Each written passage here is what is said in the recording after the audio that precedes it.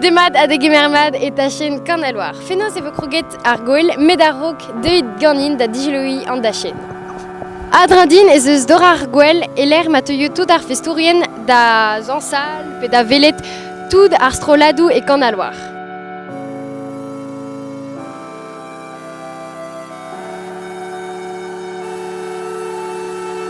Just adrandin e c'hellom velet tout an dud a yulvad o prienti ar stal ulian, square ar stal krampouez, pe an o stal iribian, pe an dra evit an dour, pe tout an evelse evit drebi, pe eva e pad ar fest.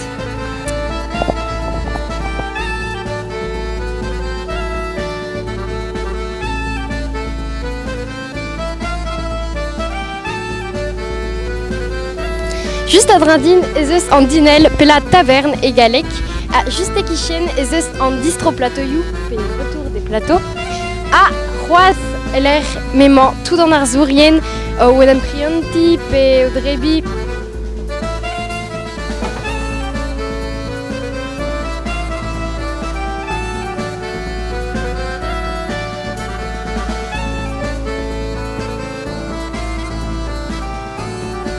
Amañ emañ dira gar senen el ar ma vostroladou o c'hoari hag testourien o chela war sonerez.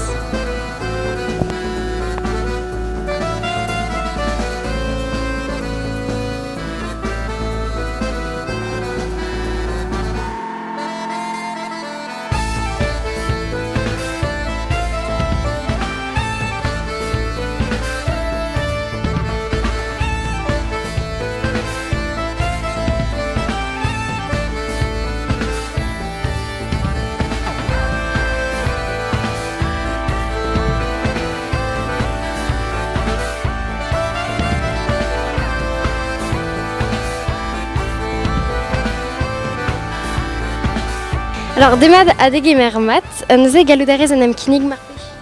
Ya, varnoz o Bruno. Hag petra erez fest. A youlvad emañ amañ baoe pembla bremañ, pe c'hwer bla me ket sonj kin. Hag e ran vardro an ostaliri, an davarn, hag a c'hiri, blamañ meus ket gretroal da c'hiri, me degen e voyons mont betek kemper pet amant an orian evit kastrao. Tu penses à mon gret betegen. Ok, trigarez. Hag evidout petra e chom d'ober fest. Irio? Nous on ket o paouez ego divet a wach kenta blamañ.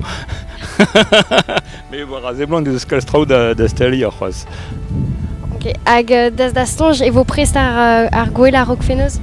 Ah ya, bebla eo prest a rok regi. Leus en eus ket den ebet evit an dra. Trigarez kenan evit an intersedennoa hag ebet ne beut martreze. Trigarez.